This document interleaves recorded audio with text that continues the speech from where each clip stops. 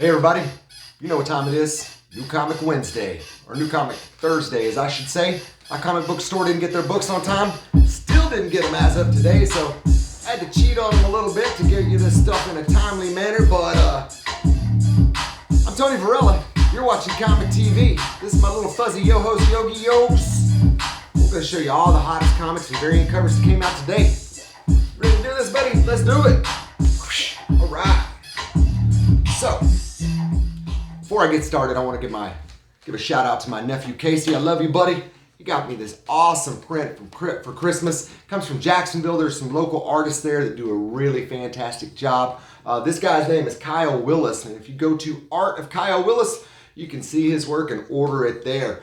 This print is fashioned after Norman Rockwell, and then hopefully you can see this as well. This is a little holographic card there of Deadpool in colonial attire. Super cool. Awesome stuff. Thank you so much, buddy. Got a lot of good stuff for Christmas. Had some friends hook me up. They know I like the comic stuff, so they usually try to keep it in that genre. So from DC, only one book from DC's main line today, and that's Martian Manhunter number 11. Steve Orlando's doing the writing on that, and we got Riley Rossmo doing the art, and I absolutely love this book. If you hadn't been on it already, jump on the trade dress when it comes out. It's easier to feast on it that way. They've been giving us these beautiful Josh Middleton covers, and this one is one of the best. That Charn is an excellent villain, so I'm anxious to see how that's going to culminate. Next up, from IDW, we got Pandemica number 3. This is written by Jonathan Mayberry of V-Wars, and we got Alex Sanchez doing the art and cover.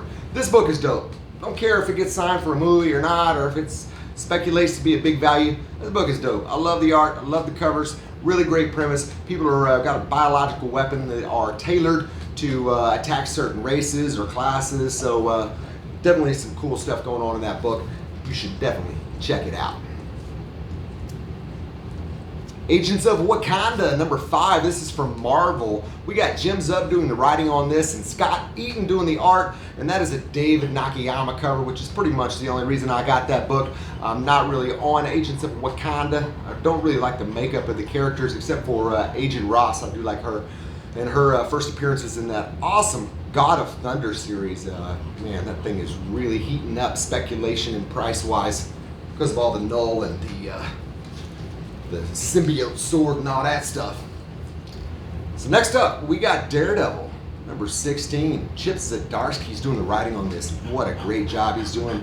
There is a power vacuum in Hell's Kitchen, and it has been left by the Kingpin, who is now mayor, so the Owl and Tombstone and others are battling it out, and the Kingpin struggling to find his way among the deep state as well. So people are throwing their weight around, and the Kingpin is not used to it.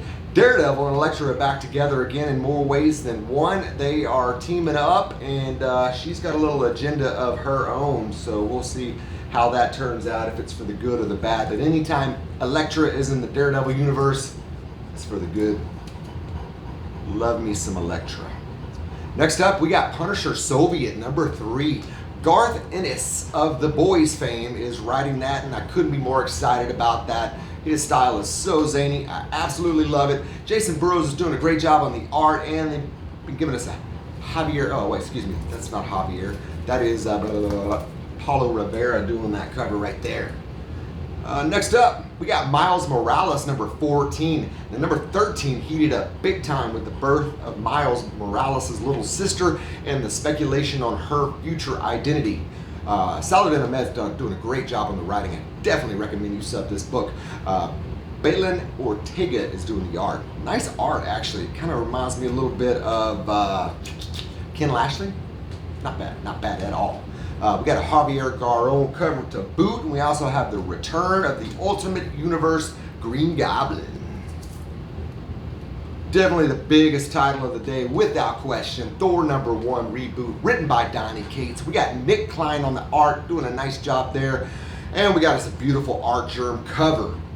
I also got this Ryan Brown. I love me some Ryan Brown. This dude's a master. Out the gate. Had not heard of him before this year, and just killing every cover pretty much that he touches. and this one is no different. We also have the first Herald of Thunder in this book.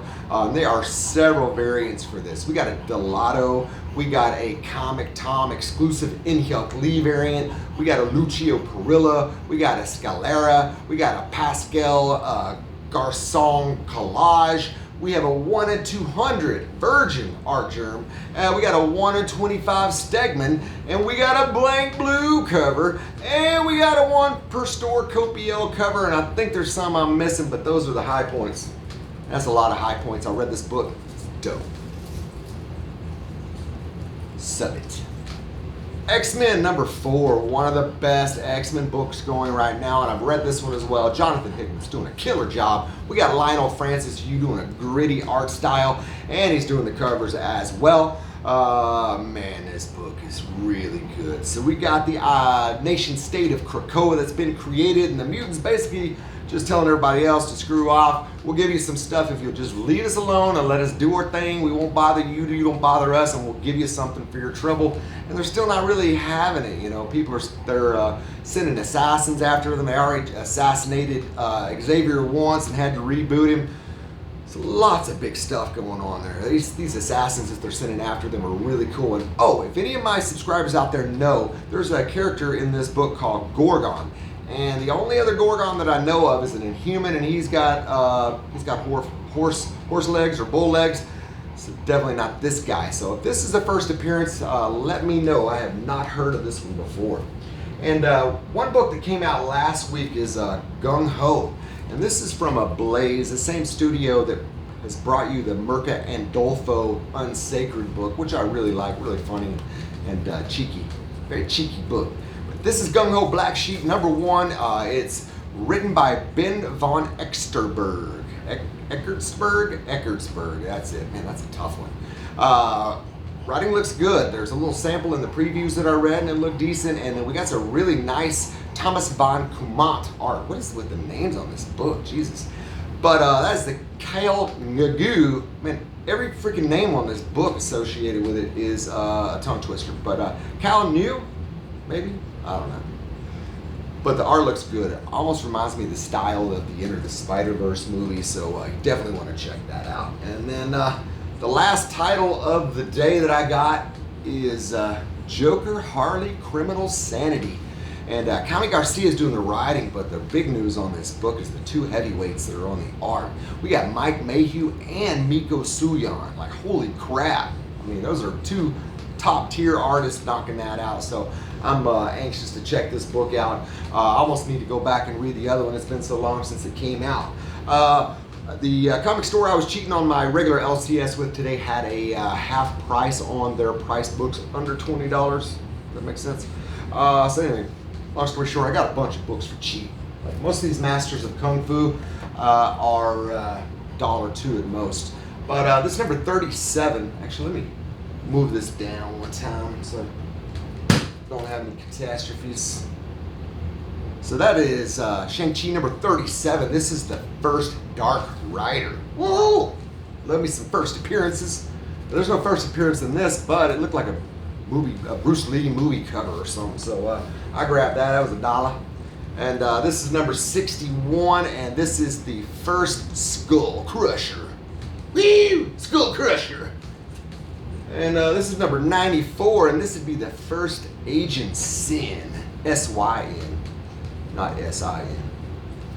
And then we got number 96, first Rufus Carter. Rufus Carter, aka Super Midnight. I think it sounds kind of racist. And picked this one up for $2.50. This is an early Deathstroke cover. Really nice, really nice. And then I got this for just a couple bucks. That's first appearance of Doomsday, or first full appearance after he took off his hazmat. Like, this dude's pretty much impervious to everything, so why has he got a hazmat uniform on? I don't get that. And man, I love this cover. Every time I see it at a good price, I pick it up. Nothing speculation-wise inside, but it's just a classic Ron Lim cover. Looks very similar to the cover with the first appearance of the Infinity Gauntlet, but that book is dope. And this one is a really hot book. It's the Demon in a Bottle. This is number 128, and this cover's not in the best condition, but for $7. I'll take it. And man, you're not gonna find better. Look at this look at that Punisher right there, baby. Oh yeah. This is Punisher number 1, the first of his ongoing series. Definitely not his first appearance or first series. He had a 4-issue miniseries that turned into 5, or 5 that turned into 6, or some such. Art on those is fantastic. I got the tattoo of number 1 on my bicep. And then lastly, I got a Peter Parker Spider-Man 101. That is a John Byrne cover, and that one's pretty hot. It's a nice black and white cover. Very hard to keep clean though, so it's going to be hard to find high grades of those in the wild. Cover-wise, as far as creases and dents and stuff, this one looks good, but it definitely needs a cleaning. So we'll see about that. But hey, thanks for joining me. Please tell your friends, tell your kids, tell your wife. Look down, hit that like and subscribe button to join me every Wednesday for all the hottest comics. Variant covers. Say bye, yokes. See you next time. Happy New Year.